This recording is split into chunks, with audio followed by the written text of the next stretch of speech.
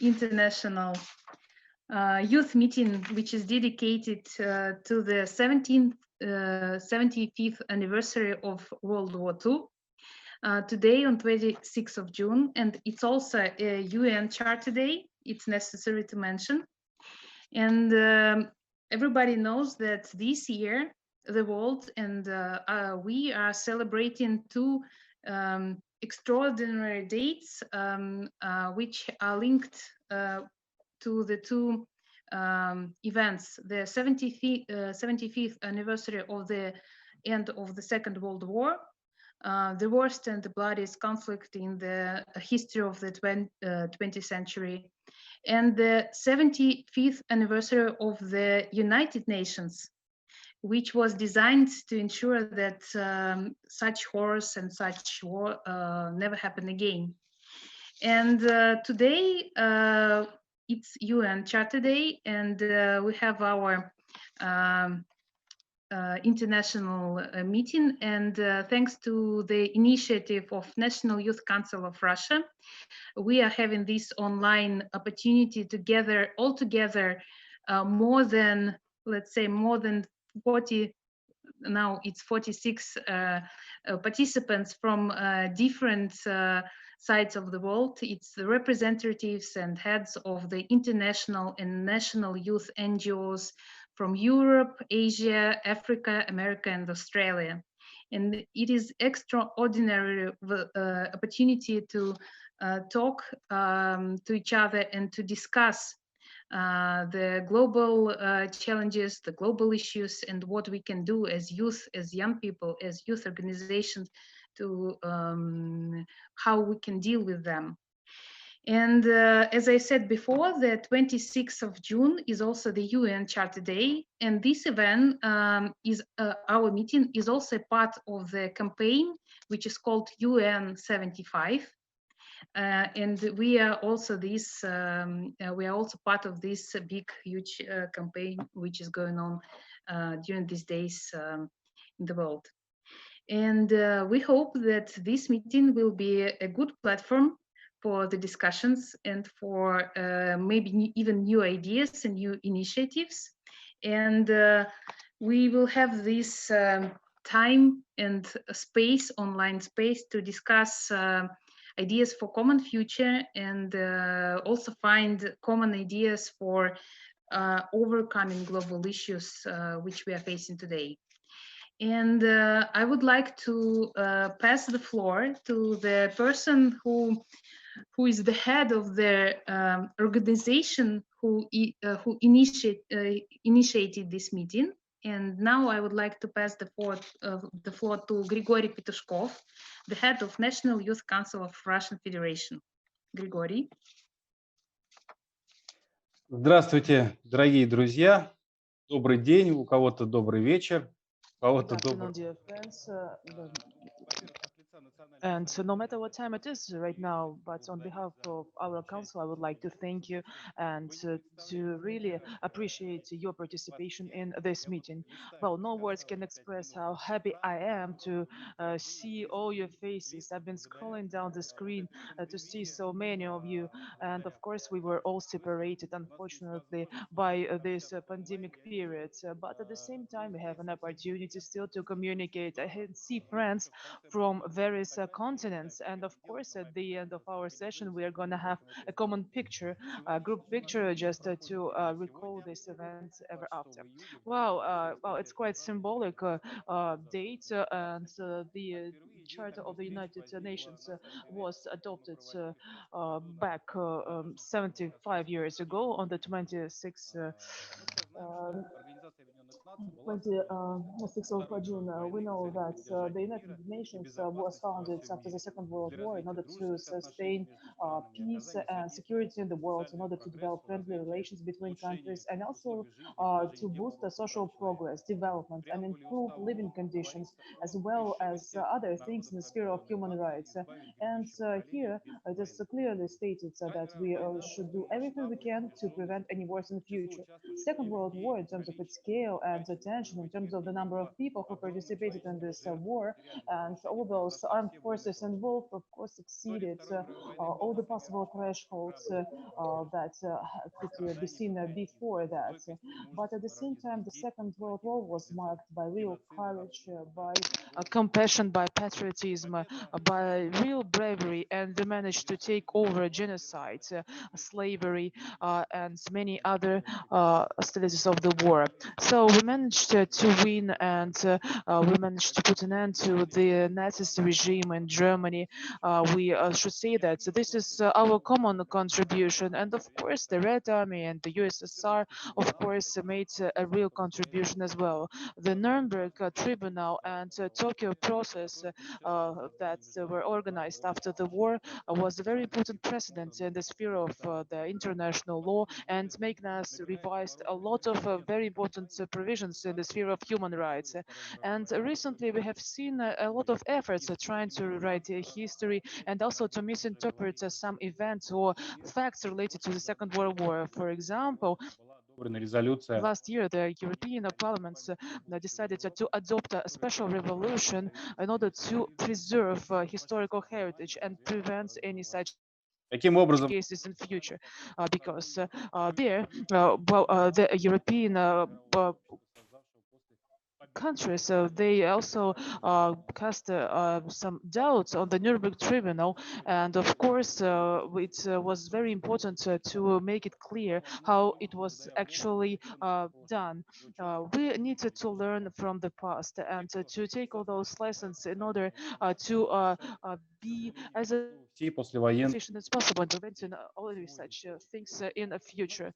Well, a lot of countries, to a certain extent, bear their own blame for the Second World War. A lot of countries committed their own mistakes, but it's true that we still decided to act all together in order to boost peacemaking process. коллективной безопасности. We need to think long term and also think about collective security in order to save millions of lives and prevent colossal losses. Well, we have carefully assessed all the mistakes that we have committed in the past, and of course, this work was also supported by academic people and different governmental structures, as well as scientists from all around the world. I think that it could actually give birth to an open and the very important dialogue. This is exactly what we wanted to achieve.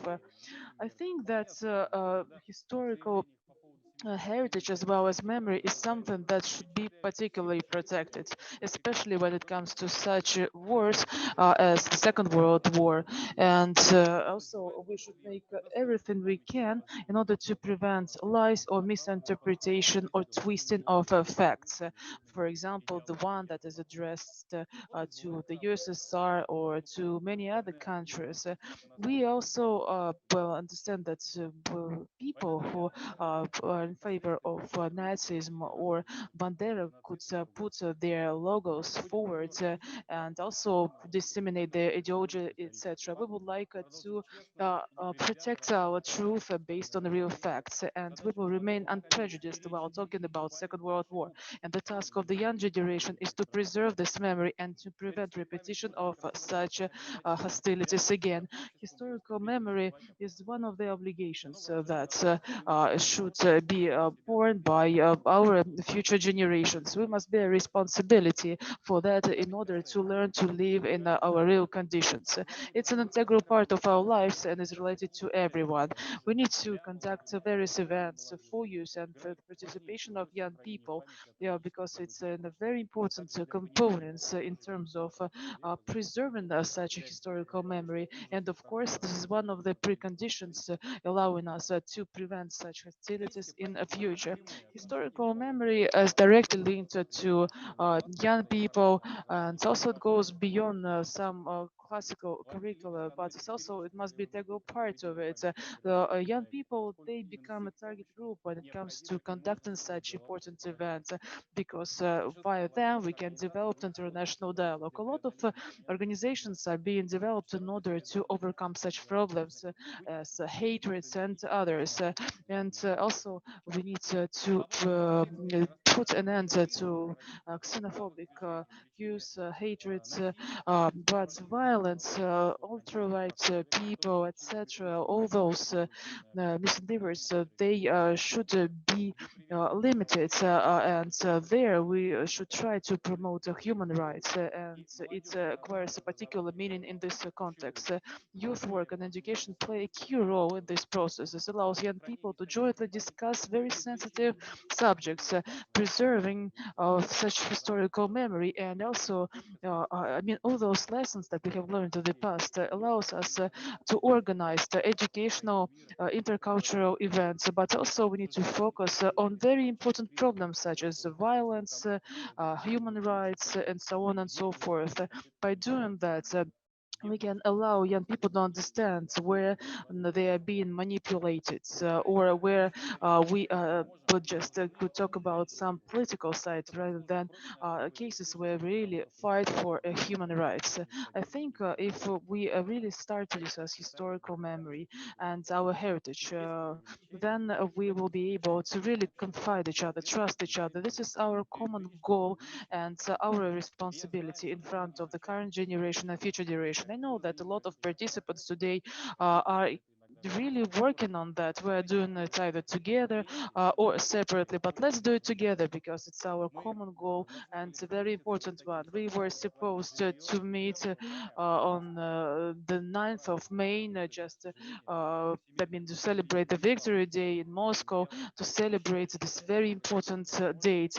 But pandemic changed our plans, but and I hope that we will still be able to meet in Moscow offline to discuss various concerns and issues. Thank you very much for your participation. Again and again, I would like to say that I'm really happy to see you, and let's try to have a very efficient discussion, and then we will continue such meetings in order to tackle common issues. Thank you very much. Thank you, Grigory. We'll continue our panel discussion with our next speaker, and the floor goes to Head of Tech, the Deputy Chair of the German Federal Youth Council.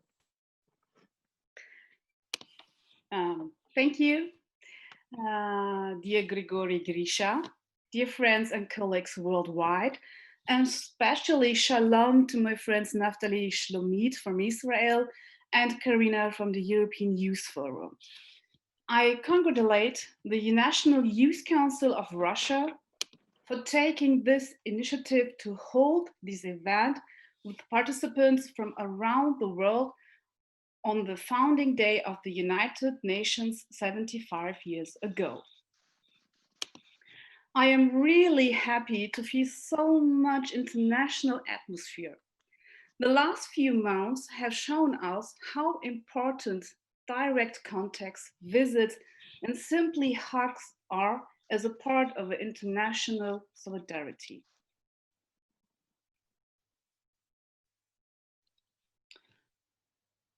Let us work together so that we can meet directly again as soon as possible.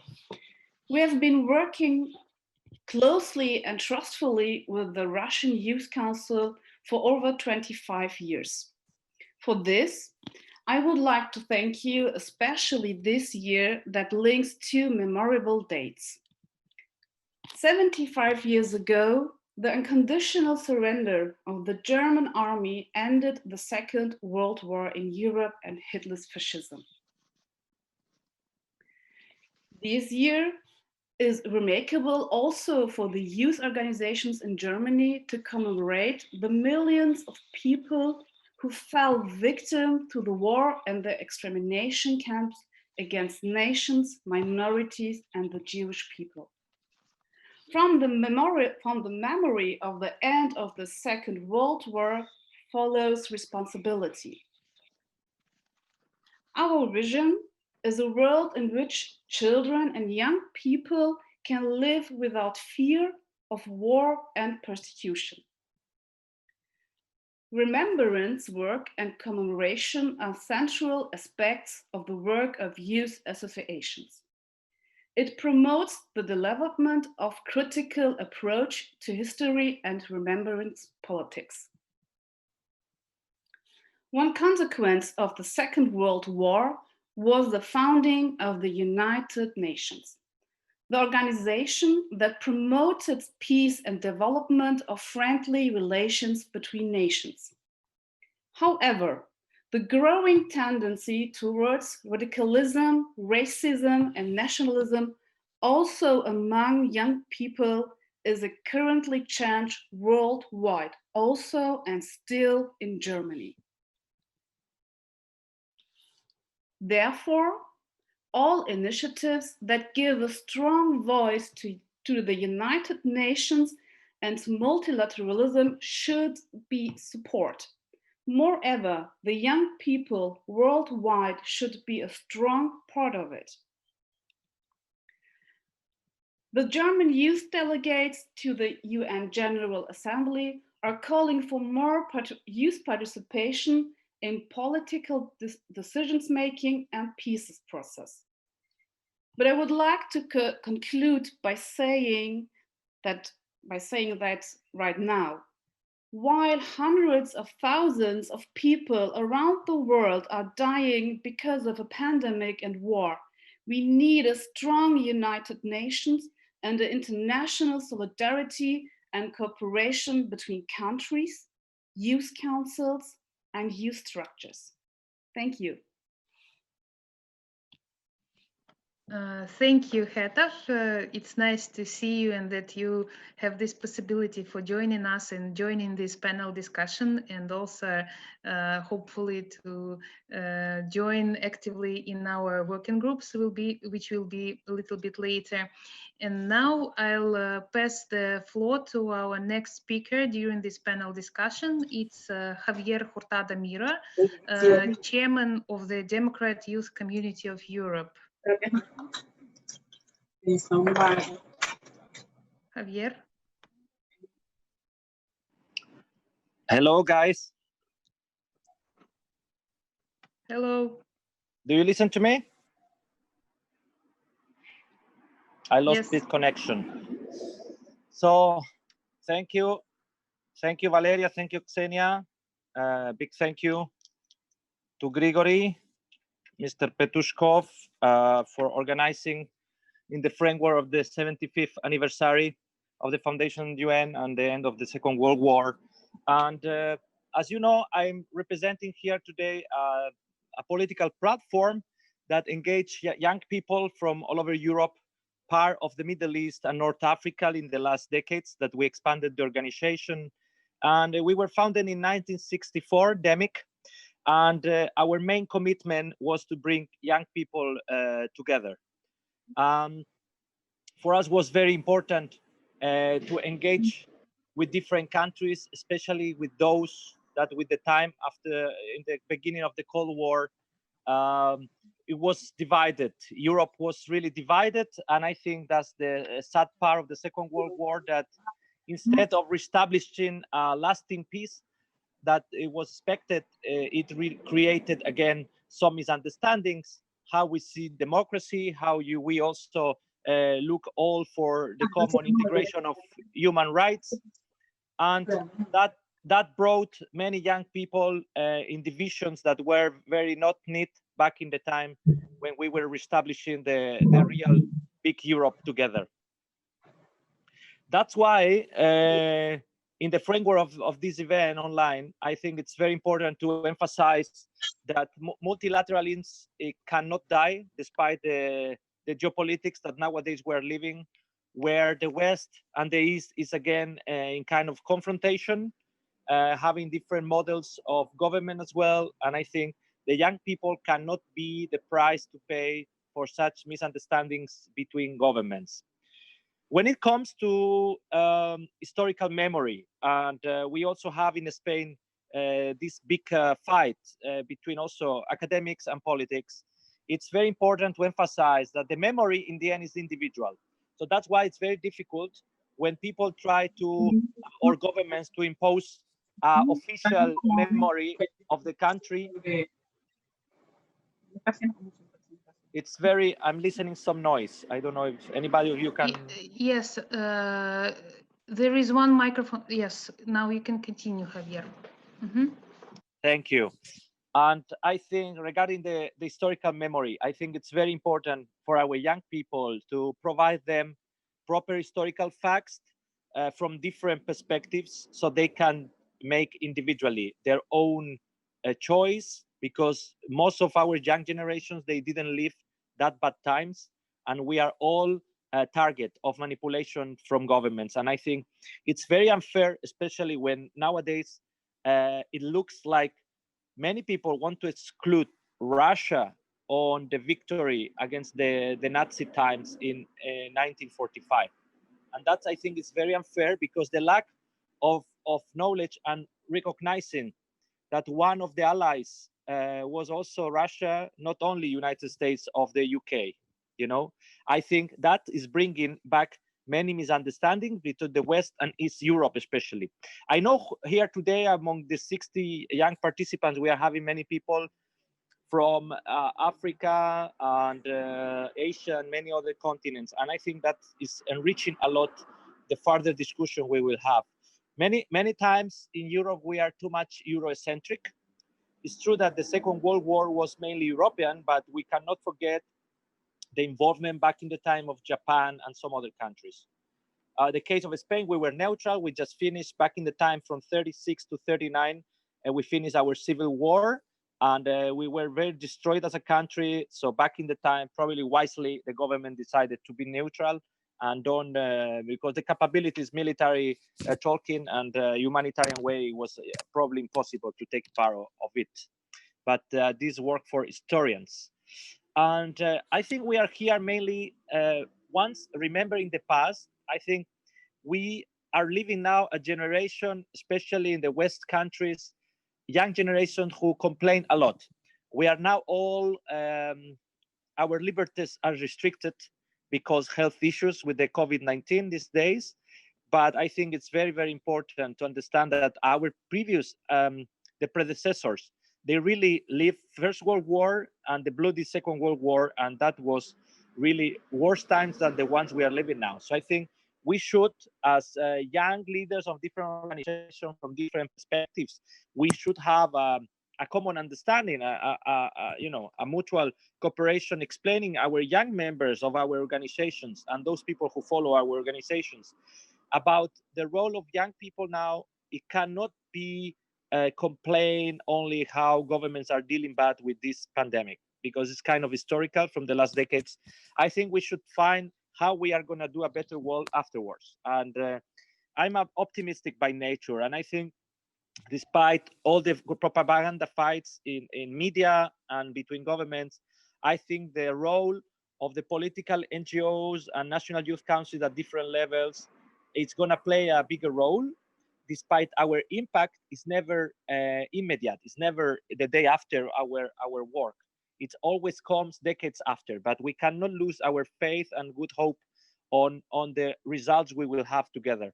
And that's why I would encourage all of you to continue these kind of conversations, even putting in next agenda meetings, as our German representatives say very nicely about, we hope we can meet physically soon. But meanwhile, I think technology is really a good tool even to fight poverty for many young people in many different countries, because it gives access to information and to knowledge that before was not possible, especially when we talk about people living in rural areas and people who don't live in the megalopolis.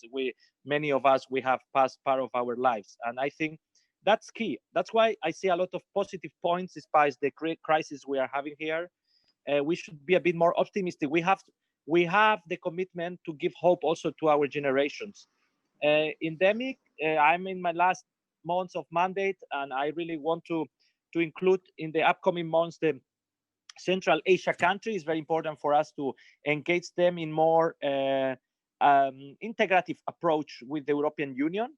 We are very happy to have the European Union, but we are struggling with our own internal issues. And I think it's time to really If we believe that, in our case, Europe goes from Lisbon to Vladivostok, we have to put some bullet points on the agenda to make this possible in the next generations.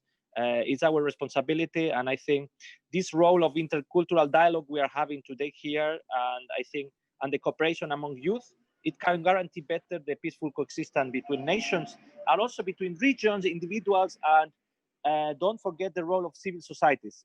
Many of us, we are very involved in government issues, but I think we have to give more space to civil society, to individuals, that they can really engage with the agenda of the country at any level. You know, in our case, at the European Union level, our events are always open to many guests and people who are not part of our demic family, but we are very happy because they really enrich our organization and we learn from each other. And I think that's key, to have an approach to people without prejudice and without stereotypes. We are still living a lot of stereotypes, and for me, it's really crazy how, despite the access to information, knowledge, we are still having this race war now and things like that. The things it's happening, and I would like to mention that because that is really regarding with motives from Second World War or any other battles that our countries fought together or against.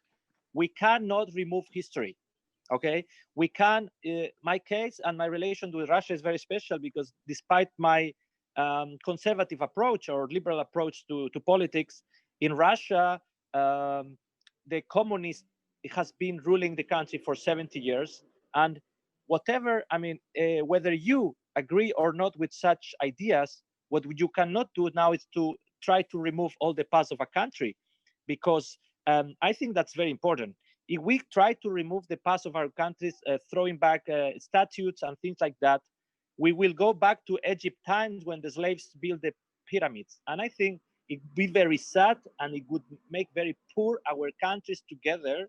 And I'm talking not about emphasizing the role of some people who have statues and they were not so good people, not good leaders, but let's not erase totally our roots, because if our next generation is not learning what happened in the past from a good point and from a bad point and with different opinions, many mistakes historically we did as global world, we will repeat them. And I think it's very important to have a peaceful approach, to emphasize protest for young people who really, they bring determination to political issues, but it doesn't mean violence can be justified by any means. So with this message, I would like after to bring to some ideas whenever a working group you would like to include me, but I will be very happy to continue this cooperation, to be in touch, to thank again. I see some familiar faces here. I see Tamara and some others. We have engaged with some adventurous trips far away from our West world, right? And I think that's the way to continue to keep fighting for the values we share. And for sure, the misunderstandings we have, it won't pass if we don't talk. I think when we have kind of a misunderstanding, what we have to do is to meet more, to talk more, to discuss it. And in the end, if you like a drink, it's good to share it. So count on us, count on DEMIC at European Union level for any purpose you would like regarding the role of youth and young generations in political engagement especially. And for sure, we'll be always very respectful with the idiocracy of your organizations, even if we don't share all the ideas. And for sure, here we would like today to congratulate again in that person of Grigory. But you can extend this to all the young Russians that many of their families fought as even more than Americans or British or French or Canadian or some others in the Second World War. And we are not gonna forget that role in history. And if we can do anything to avoid this to happen again, for sure, here we are. And since our German colleague before also says shalom, and today is Friday evening, so Shabbat shalom to our Jewish friends as well. And a good inshallah as well for our Islamic friends. I'm Christian, but you know, I like everybody. Thank you, guys. Спасибо. Thank you, Javier, for your energy and a lot of really important points which you raised. And you can continue this discussion in our working groups. And now we'll pass the floor to our next speaker. And I'm just kindly reminded 5 minutes for the speech. We have our own timing in order to have more time to work in working groups. So our next speaker is Karina Auten-Gruber, President of the European Youth Forum, and I'll pass the floor to you. Hello, everyone. I would also like to congratulate and thank the National Youth Council of Russia for bringing us together despite COVID. Right now, each of us, we spend a lot of time at home and we're separated from our families, also quite often from our networks. We could not meet with our friends in youth organizations, but I think it's still important that we continue working together very closely, because we also know COVID won't stop rights violations that young people are facing, but will only deepen them. And it's so important that we continue working together also as a global network as well, and as a global strong youth movement as well. So I would like to share some thoughts about the role of young people as well, like in peace building, in preventing conflicts, and also what youth organizations are doing, and kind of like as well, like what the European Youth Forum has been up to, and what we are actually asking or demanding from governments in order to ensure that young people can live in peaceful societies. So when we speak about living in peaceful societies, I think we first of all need to say that we speak about a right. So it's a right for us to live in peace, but of course we all know that peace is not something static, but we also always need to work for peace as well, and in order to maintain peace as well. We also know that the political and economic or social crisis can reinforce inequalities, and of course this is one of the factors which can lead to or reinforce conflicts. So that's why it's always so important as well, like to look at the broader picture when we speak about peace, and it's much more than the absence of war, but really that everyone can live a good life and a life in dignity where everyone's rights are being respected. And as young people and youth organizations, we have been always throughout history contributing to building peace and maintaining inclusive societies as well. But only with the adoption of the UN Security Council Resolution of 2250, the role of young people has been recognized. So we've been actively recognized as an important part of society in order to maintain and build peaceful societies. And living in peaceful societies, or the value of peace, is one of the fundamental factors which is also outlined in the Universal Declaration of Human Rights. And it's also part of the EU Charter of Fundamental Rights. So it's also like a written value that we always need to keep in mind as well.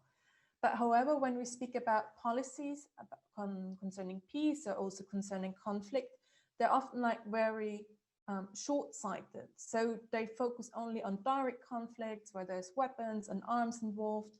But we at the European Youth Forum level, we're also calling for a more holistic approach, which also takes into account the economy, which is combating inequalities that we see in society, but really like to ensure that we're having a more preventive aspect when we are talking about peace and ensuring democracies. Especially now we see with the overexploitation of natural resources, the housing crisis we see in more and more countries. There's a job crisis now coming to us. We also see negative aspects of globalization. I mean, there's also some positive ones, but of course, globalization has also some pitfalls as well. We also see that specifically young people are being affected as well, and we are also disproportionately affected, and our rights are very often violated in this regards. And that's why it's so important that we as youth movement, as youth sector, have a strong voice as well, and really try to shape society and really bring policy solutions on the table as well. Because in the end, right now, what we are seeing is that many decisions are being taken by older generations, but they have a long-lasting impact on the lives of young people, and also affecting us often in a negative way. When we now look especially at our continent, so at the European continent, When we look back shortly after World War II, we are also seeing that here young people and youth organizations have been part of the reconstruction of Europe as well. So on the one hand, on the reconstruction when it comes to infrastructure, but also like on shaping on how we want to see and how we want to envision Europe. And I think this part of shaping Europe and how we want to see it, and also not only Europe, but also the world, I think this is still like an ongoing process where we young people, where we youth organizations are involved and also want to have a strong say as well, like on really what is our vision and how we can ensure that there are no more inequalities, that everyone's rights are being respected, because as young people, we also have solutions on the table and can also ensure like a better life than for our societies as well. Because especially like crises such as, I mean, I mentioned already the climate crisis, but then there's also demographic changes that we are also seeing all over Europe. They will have an impact of the lives of young people. And that's why it's also so important that we're being part of the discussion. And just to bring back where I started, and it's so important that we're part of these discussions because these are also measures and also will ensure that our continent and our world will maintain in peace. Only if we can really be included in finding solutions to the challenges that are out there, we can really ensure as well that peace will be maintained and that it can work for an inclusive society and world. So what has been the role of youth organizations so far? So as youth organizations, we have been working, of course, a lot on the recognition and on the fulfillment of youth rights. So we have been engaging on advocacy and trying to bring also like legal change. So ranging really from topics from participation to employment to social protection, accessing healthcare, housing, really like trying to bring a change here on policy level. But youth organizations, we are also, of course, active on a different level. So really like working with the community where we are promoting education through our activities as well, where we're providing an environment where young people from different backgrounds can meet, because we all know how important there is intercultural exchange, meeting young people from different countries with different beliefs. And youth organizations are really an important space where we are bringing like these different groups together and allow interactions as well. But of course, there's way more other examples of what youth organizations and young people are contributing to. But of course, as you can imagine as well, we are confronted with a lot of challenges as well. One of them is the lack of recognition of youth organizations. There are still countries where there is no laws when it comes to youth. A National Youth Council might not be recognized as an important stakeholder in shaping policies or representing young people in the country. Youth organizations might not be invited to important meetings that are being organized in order to bring a contribution to the table. So there's a lot of challenges that youth organizations are facing. We're not always consulted on topics that are of our concern, which are important to us. And of course, there's also the barrier of not having sufficient financial resources in order to host activities, in order to bring young people together, in order to sustain the organization. So these are as well like some of the challenges that youth organizations are facing in order to contribute as well like to peaceful societies. So at the European Youth Forum, we of course work a lot on different fields of advocacy. As I was mentioning before, we engage in topics of employment, on participation, but when it comes more specifically to youth, peace and security issues, so speaking more about the UN resolution, in order to have it implemented as well. There's also like 3 priorities I would like to quickly present before finishing. And one of them is we have now a resolution on the table, but it's so important that it's now being implemented as well. Right now, if it's only a piece of paper, it doesn't have a real value. It has a value as a principle, but we really need to ensure that it's being implemented. So that's why countries need to work on national action plans where they clarify who are the important stakeholders, who is responsible for the implementation, for the monitoring, for the evaluation, and also ensure that there is funding behind the initiative as well.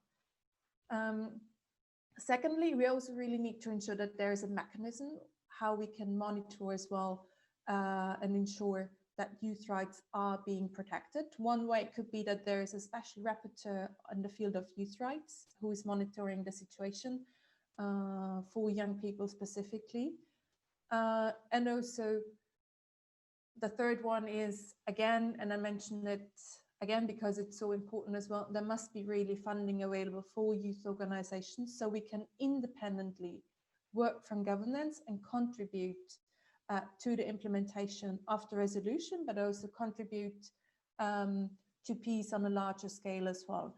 And to finish, I would like to also, because I was asked to share a bit of an inspirational quote or a question for the working groups, and I would like to share a quote from Malala, and she once said, "Let us pick up our books and our pens. They are the most powerful weapons."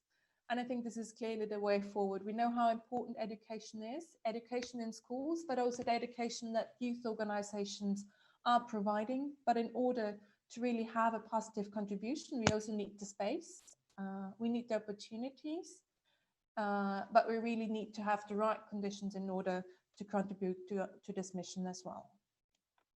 Mm-hmm. Thank you, Karina, and especially for the quote. And now we're passing the floor to our next speaker, Taha Ayhan, President of the Islamic Cooperation Youth Forum. The floor is yours. Thank you very much, Ms. Fedorova. Ladies and gentlemen, dear organizers, panelists, and youth participants, dear friends and dear colleagues. At the outset and on this very special memory in this international youth meeting dedicated to the 75th anniversary of the World War II and the 75th anniversary of the United Nations, I am immensely grateful to National Youth Council of Russia for their kind invitation to take part of this unique panel under the title Youth, Peace and Security, to promote multilateralism and peaceful coexistence, especially under these very unprecedented and specific conditions of COVID-19 pandemic. It's really great to be here with all those young leaders from all around the world who hold the power to change the world for being a better place, especially using the multilateralism, solidarity, cooperation, and equality by using the past experiences of human history. First of all, if I shall explain ICYF in brief, our organization, the Islamic Cooperation Youth Forum, was established in 2004 by resolution of 31st session of the Islamic Conference of Foreign Ministers. ICYF General Assembly consists of leading national and international youth organizations of OIC member states, as well as those of Muslim minorities in non-member state countries. And some of our friends are now here with us among the audience. In its capacity as Secretariat for the Islamic Conference of Youth and Sport Minister of OIC on youth issues, ICYF is the main partner of the General Secretariat in coordinating implementation of youth-related OIC resolutions. It's interesting to note that one of the many core objectives of the OIC Youth Strategy is to strengthen youth involvement in global peace building by supporting international initiatives and campaigns aimed at ending aggression against and defending territorial integrity of the OIC member states. Ladies and gentlemen, dear participants, the mandate of ICYF is to work in every field concerning the youth in accordance with the relevant OIC resolutions. Thus, it is dedicated to serving youth to overcome their most pressing challenges. It's also very well placed to engage youth in effective cross-cultural and civilizational dialogue, in addition to empowering them for much bigger yet meaningful roles in development and peacemaking and nation building. Today, as we all know, the world is afflicted by global challenges such as conflicts, terrorist attacks, forced migration as a result of insecurity and persecution, rising of mistrust among nations, tensions over trade, climate crisis, and nowadays the COVID-19 pandemic, and its far-reaching consequences on the economy, social and political life of our communities, and much more. So certainly, in all of these areas, the region of the OIC has its own challenges on the top of the global dilemmas. For instance, we are challenged with the permanent exposure to the youth radicalism and extremism, as well as other challenges. In this context, the Security Council resolution number 2250 on youth and international peace and security in December 2015 requested member states to consider ways to increase the overall representation of youth in decision-making processes, whether at the local or national or regional or international levels, and also to prevent and combat violent extremism and terrorism. The tremendous capital of youth capital is unfortunately largely marginalized. Alienation, marginalization, exclusion cause youth to radicalize, and we are excluding them and increasing the tendency of them to the violence. Hence, youth need to be engaged in the development and making of peace processes and conflict resolution mechanisms. Dear friends, involving youth in the peace process will not only help us find solutions to pressing issues encountered by youth themselves, but will also prepare them as promising leaders, change makers, and policymakers.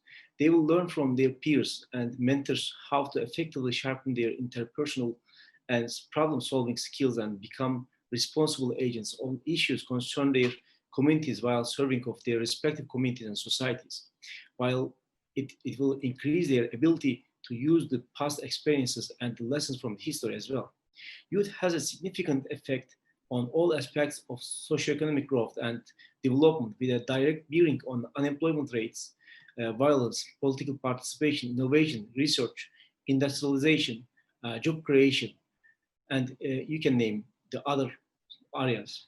All critical keys to any nation's growth and success, not to speak about building resilient framework of peace and security. Effective youth empowerment would actualize youth potential while reinforcing central values and core ideals underpinning socioeconomic growth. Dear colleagues, today it's estimated that 1.3 billion are aged between the years 15 to 24 worldwide. According to a CESRIC report, OIC member states' youth rate is growing the fastest worldwide. By 2030, the OIC member states will be home to almost 31% of the youth in the world. This, of course, could be an extraordinary advantage to resolve existing conflicts in the region, as it is heavily affected by political unrest and intra-state conflicts. A look at the situation of youth in the OIC member states reflects a plethora of cultural, economic, and socio-political challenges that are generally interrelated and found throughout key fields. Most notably, those include education, economic standing, migration and brain drain, limited civic and political participation, including social isolation and exclusion, as I mentioned before, violence, malnutrition, and limited access to healthcare, poverty, and due to these reasons, it's caused the extremism and deviant political rhetoric, as well as radical cultural and social changes triggered by globalization or conflicts. These issues and challenges are further worsened for young people in the OIC member states that are further afflicted by persistent conflict and war, undermining the well-being of youth to greater extent with far-reaching implications.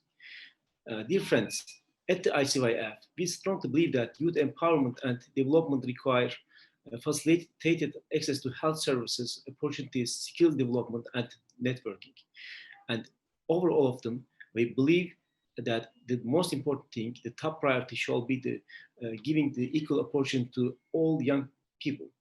Particularly, however, the mental health of young people is essential to their well-being, inclusion, empowerment, and balanced contribution. Only 58 of the OIC countries have a mental health policy, and the situation is to be urgently addressed, especially looking at the wars and conflict situations young citizens have been facing in the region, because young population is the most vulnerable part of the whole population.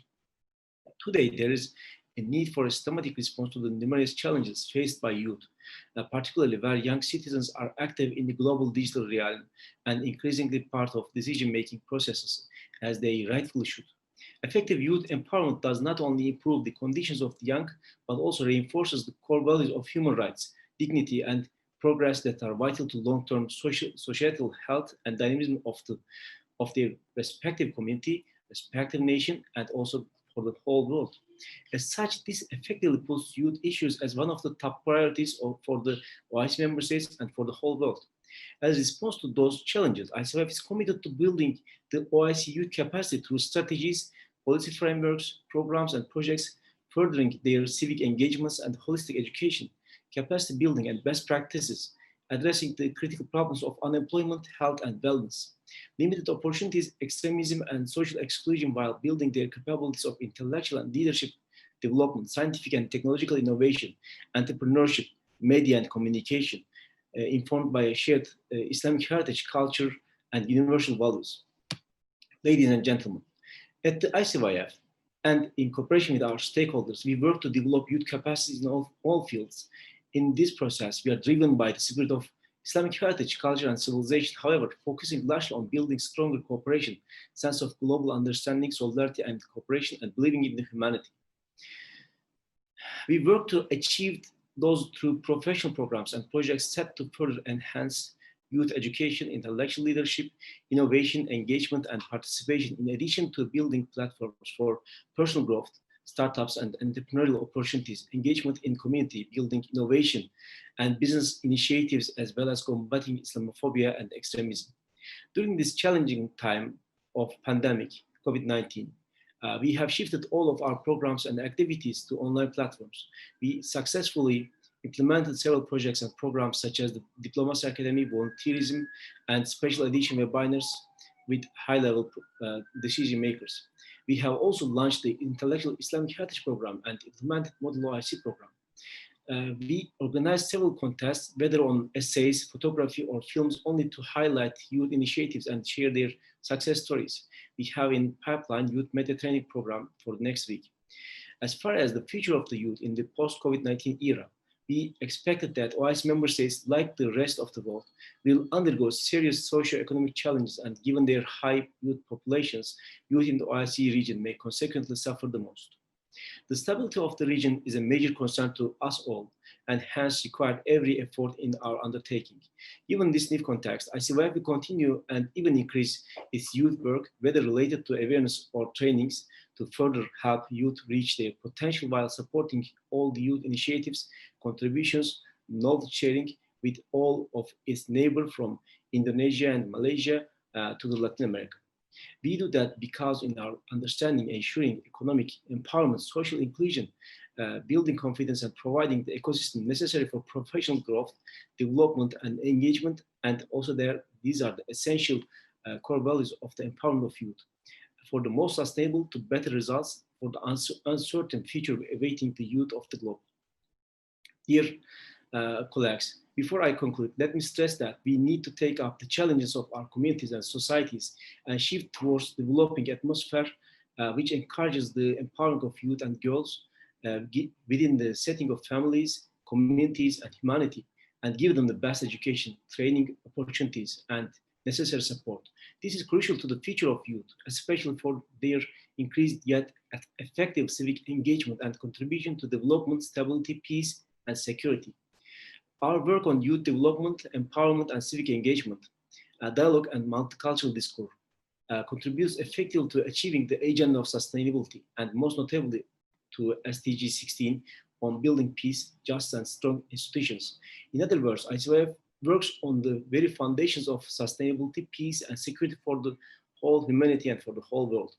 I seize this golden opportunity in the UN's 75th anniversary to call our youth and all youth organizations to change the way we do our work, as there is a clear need for reflection and solidarity and cooperation about impactful, innovative solutions, and much more about United Nations inclusive, transparent, and accountable and effective initiatives.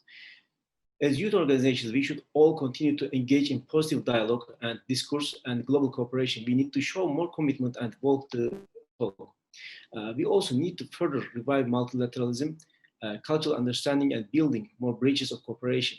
The United Nations is our platform for unity and inclusion, and hence we need as youth to see what makes us trust it for our future. Last, I extend my recognition and deepest appreciation to National Youth Council of Russia and all friends and brothers and sisters there, and all partners and participants for this unique program. Thank you very much for your kind attention. Thank you very much, Taha. Thank you for your speech. And now, to finalize our first part, the panel discussion, the floors go to Rodrigo Reis, Executive Director of the Global Attitude Institute. Thank you, Ksenia. Good morning and good evening to everyone that is here today. I would like to start congratulating the National Youth Council of Russia for organizing this meeting in celebrating the 75th anniversary of the World War II. I would like here to greet all the international organizations representative, National Youth Council chairpersons present here today, and a special thanks to Grigori and all his team for organizing this event. My name is Rodrigo Reis, as it was mentioned. I'm the Executive Director of Global Attitude Institute, an organization based in Brazil, which is responsible for working with youth and international cooperation. I'm also the head of the International Affairs Committee of the Brazilian National Youth Council. And I have been asked to give a brief about multilateralism and sustainable development here today. Well, the 2030 Agenda for Sustainable Development and its 17 Sustainable Development Goals, the SDGs, adopted in September 2015 by the United Nations General Assembly, offer an important roadmap for the construction of a new and ambitious international consensus regarding the need for greater cooperation to correct the asymmetries and to set the foundation for an open and sustainable multilateral system. The 2030 Agenda places human dignity and equality at its center, and consequently demands the broadest participation by all actors, including states, civil society, the private sector, and for me, and I believe for the world, most importantly, for young people. The current context characterized by the weakening of multilateralism, the return of protectionism, and the rise of extremist political movements undermines the advancement of that global consensus and poses a grave challenge to the world economy and threats the attainment of the 17 Sustainable Development Goals.